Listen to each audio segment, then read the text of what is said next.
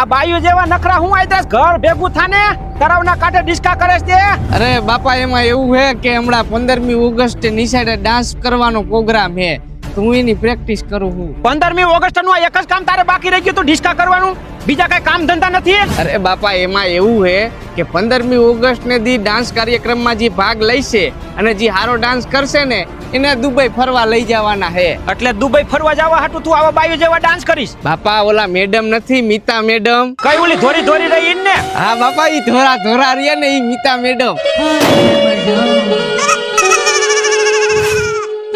અને જે છોકરો હારો ડાન્સ કરશે એને તો ફરવા લઈ જ જાહે, પણ ભેગું એના ઘરમાંથી ગમે એક જણાને ફરવા લઈ જાહે.